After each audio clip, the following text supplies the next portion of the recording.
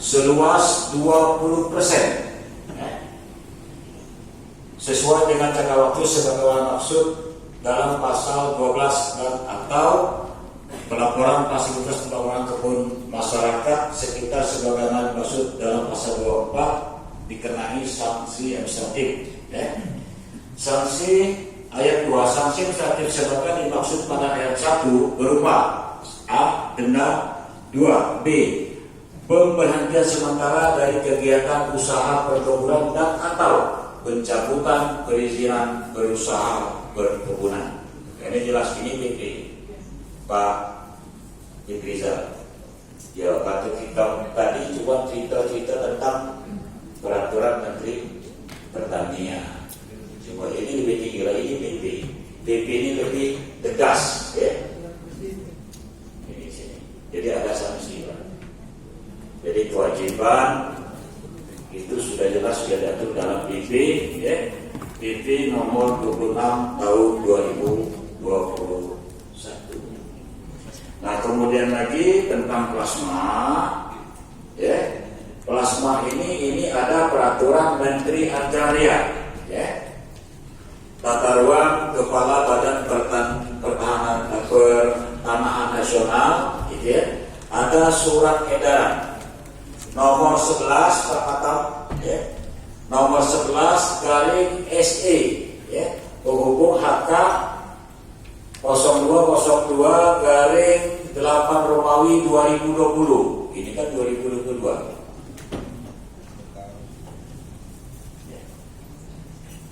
Tentang pelaksanaan kewajiban perusahaan dalam fasilitasi pembangunan kebun masyarakat.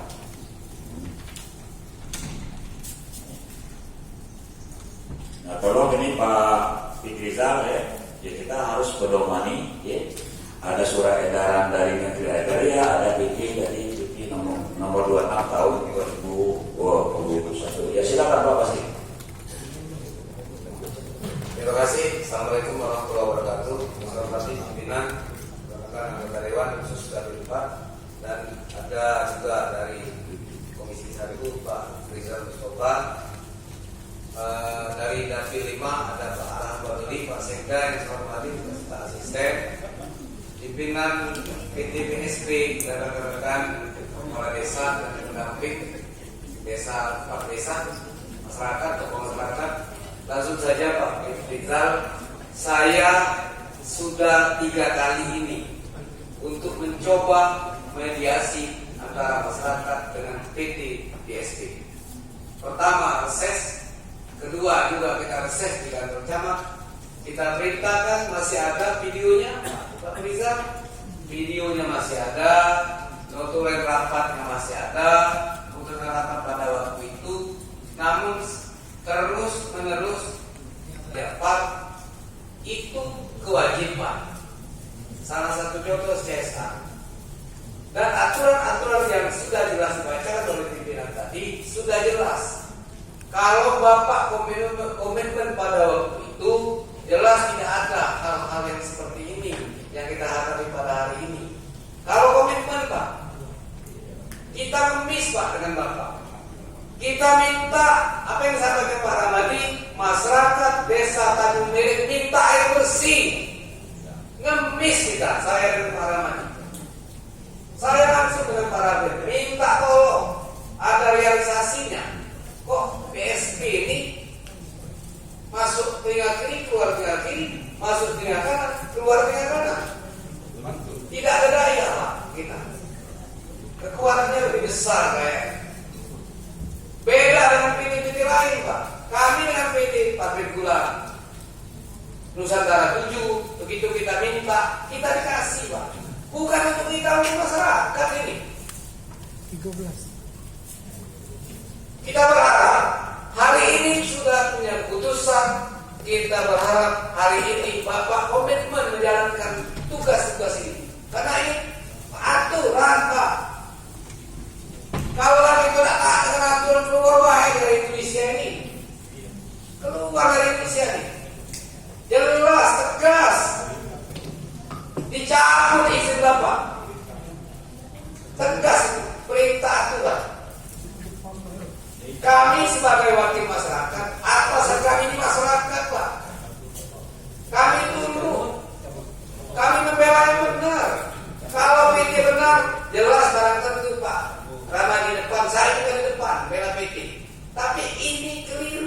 saya. Berdiri tahun 1988, jelas di situ. Sampai sekarang tidak ada kontribusi dengan masyarakat menurut saya. Kalau kasih 500 kami bisa Pak, bukan mikir sebesar itu. Cuma 500.000. Lain cucuk lain menang pula. Buat desa yang kita minta ngasih desa Sialing.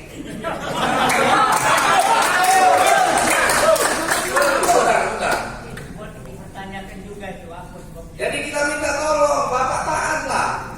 Hari ini bersyukur saya ketemu Bapak. Biasanya perwakilan terus yang hadir. Pak Fitrizal, Bapak orang Sumatera kalau menurut namanya, orang Sumatera Barat. Ya cobalah Bapak. Jangan kita muter-muter, Pak.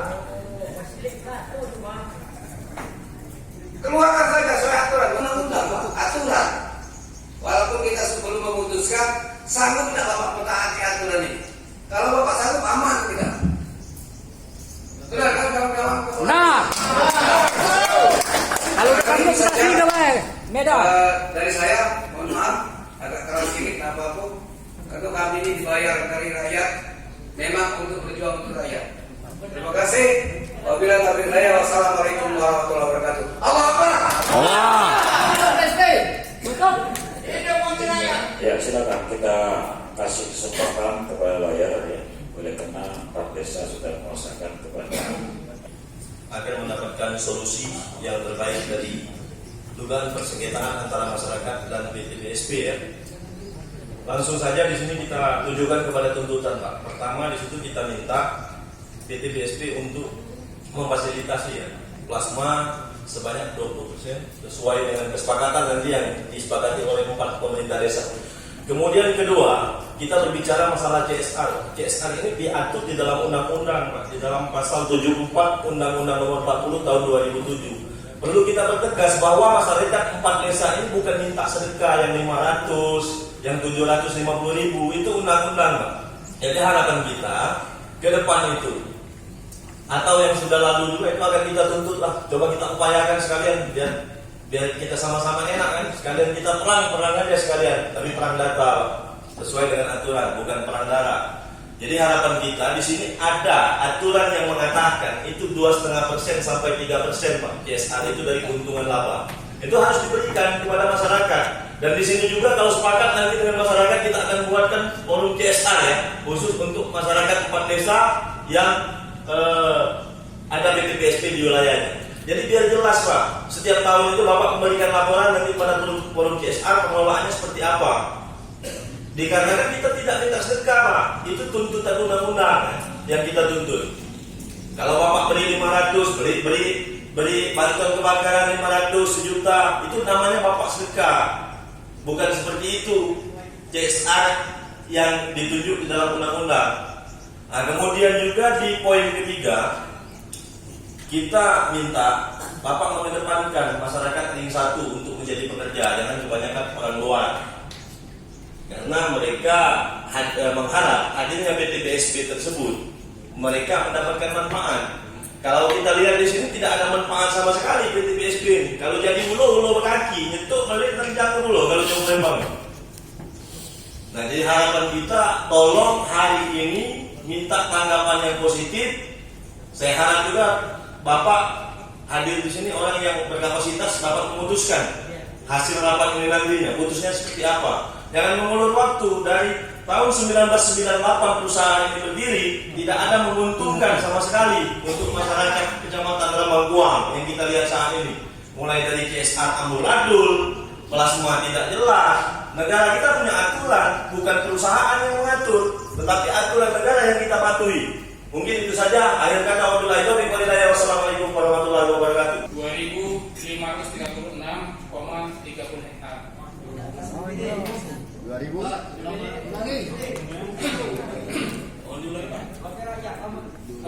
Untuk Tanjung Miring HJU nomor 1 dengan luas 2.536,30 hektar. Untuk Tanai HGU nomor 2 luasnya 5.043,6 hektar. Jadi untuk karena kami baru pada berdua, saya jumlah ya 7.579,9 hektar. Kedua-duanya berakhir tanggal 31 Desember 2020. Namun pada tahun 2019 diperpanjang dan sampai saat ini SK-nya belum keluar. Itu aja informasi kami dapat. Terima kasih. Itu sama dan sukaran, itu pakai dan sukaran gimana? Dua desa. Tinggal yang kita minta data rincinya HGU yang ada di desa Kayuara. Dia dulu. Kelanjutan dari ini, saya akan bawa semua data masalah listrik.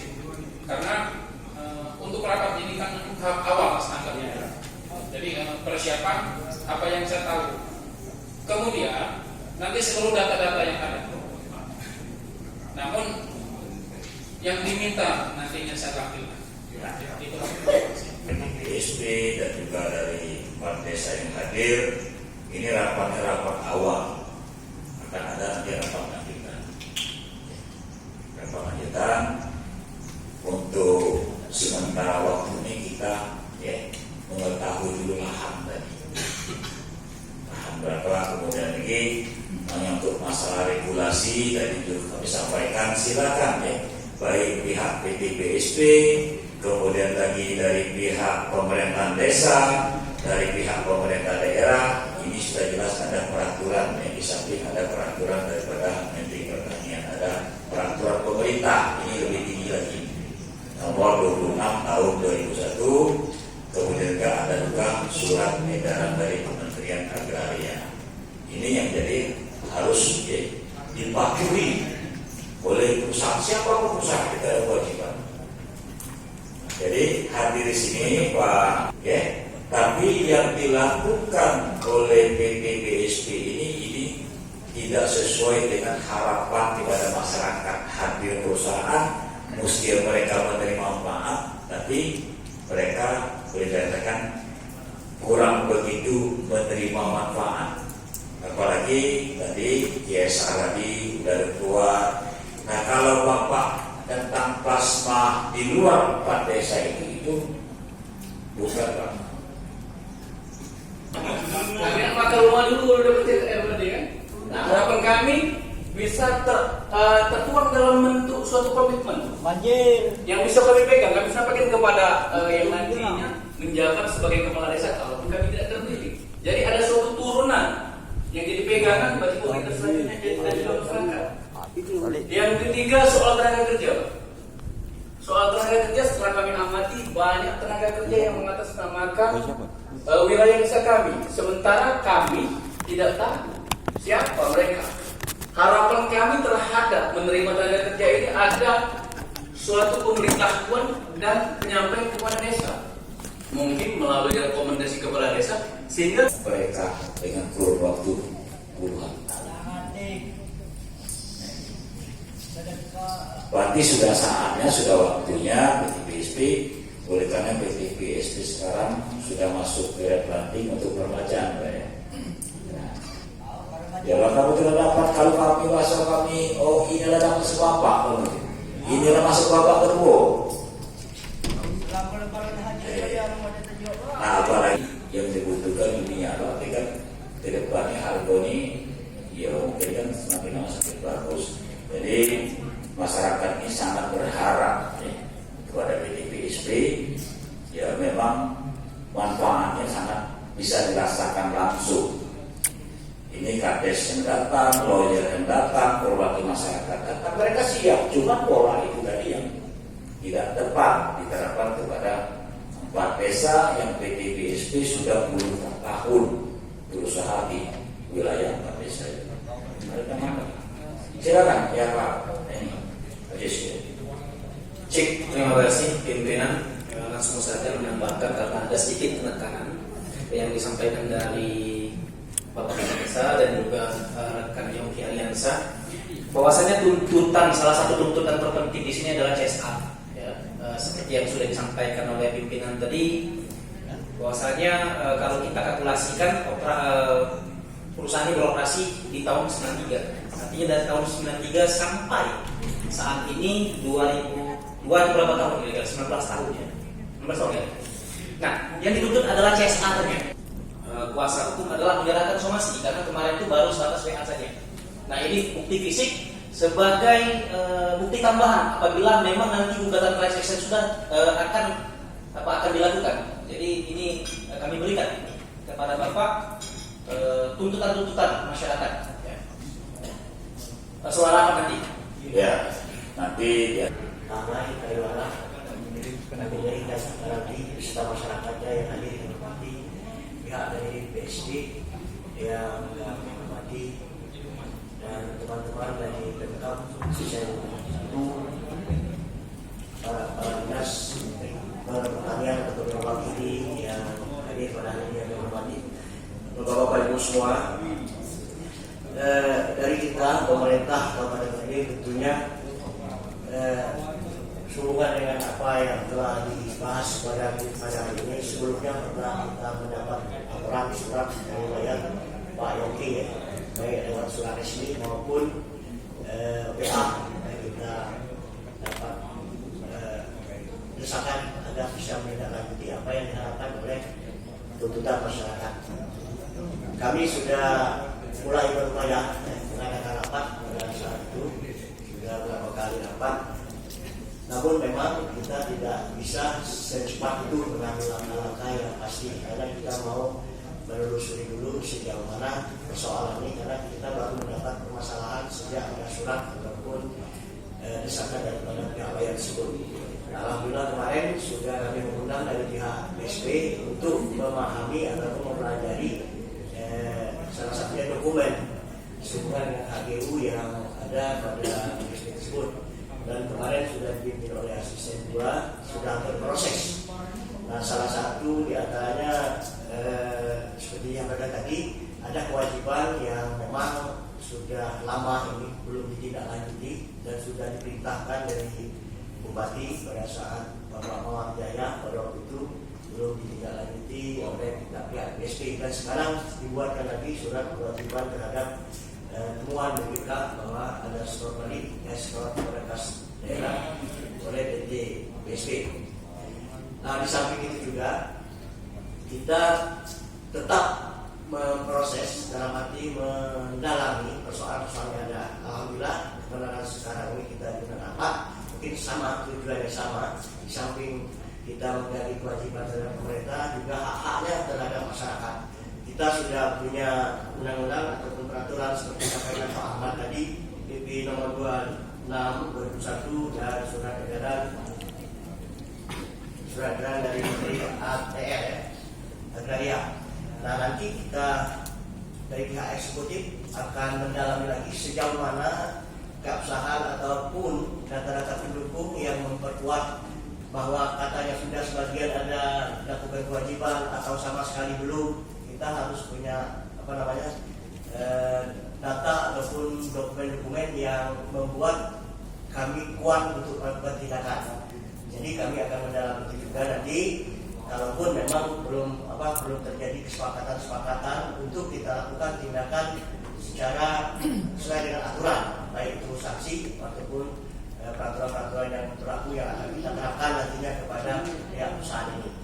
Nah, tentunya kami yang mohon kerjasamanya juga Pak, seandainya kami perlu informasi dan juga dari pihak BSP, juga dari BPN mungkin perjalanan HGU seperti apa sampai sekarang dan kenapa terlambat, apa sanksi yang akan kita lakukan ketika HGU ini belum terbit, misalkan seperti itu. Jadi kami tetap akan tindak lanjut ini, namun perlu hati-hati dalam menindaklanjuti ini karena kami juga perlu data-data pendukung daripada dokumen-dokumen yang ada. Barangkali ini saja dari kami, insya Allah kita sama-sama untuk berbuat untuk demi masyarakat dan demi untuk kita semua. Amin ya rabbal alamin. Assalamualaikum warahmatullahi wabarakatuh. Tapi secara prinsip bagaimanapun kami dari PT BSP pasti ada komitmen aturan atau ketentuan yang ada terkait dengan masalah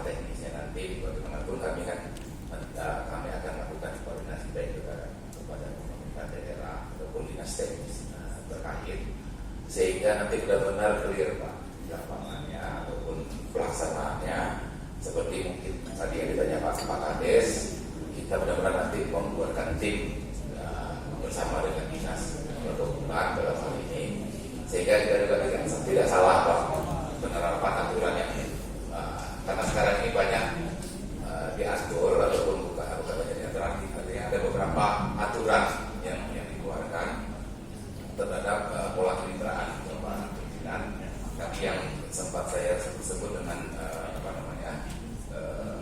pembangunan kebun, fasilitasi pembangunan kebun masyarakat sekitar itu ada di Permentan nomor 18 tahun 2021 Pak. Jadi mungkin Pak Ketua nanti ingin lihat bagaimana bentuknya, di situ diatur, mungkin Ibu tadi sebut juga kalau mungkin belum update Ibu, di Permentan nomor 18 tahun 2021 ya. Nah di sini diatur Pak semua yang mana kami melakukan pola perusahaan yang dalam melakukan memfasilitasi pembangunan kebun masyarakat itu harus bersama dengan dinas terkait Pak. Jadi nanti bagaimana nanti pembentukan operasinya, penentuan lokasinya, pembuatan laporannya semua itu sudah diatur. Nah jadi kemudian yang menyangkut dengan CSR ya pun tadi memang ada beberapa data yang CSR yang sudah dilakukan. Kami setuju dengan Pak Kades tadi ya, supaya di desa nanti dibuatkan semacam program CSR, mungkin supaya kena sasaran ya, seperti itu Pak. Jadi kita ingin tahu nanti lakukan survei didampingi Pak Kades. Itu tahun berapa Pak? Kenapa? Nah, pelaksanaan CSR yang Pak Desa tahun berapa? Pelaksanaan CSR yang Bapak nyambung di tahun berapa? Iya, ya dari jelas saja. Oh, kita ke depannya Pak, untuk CSR ke depannya Pak. Untuk CSR ke depannya. Ya, ke depan itu tahun berapa Pak? Biar ini, biar jelas. Oleh karena kalau bisa dilakukan tahun ini, kenapa tidak Pak? tahun ini ya. Iya. Jadi kan itu bertahap ya, kita bisa nanti atas informasi koordinasi dengan Pak Kades. Kami mungkin yang perlu dari masyarakat yang mendesak seperti ini nanti kita akan kaji, kita koordinasikan Pak. Kemudian yang menyangkut dengan tenaga kerja, ya alhamdulillah memang tenaga kerja secara umum memang masyarakat di sekitar wilayah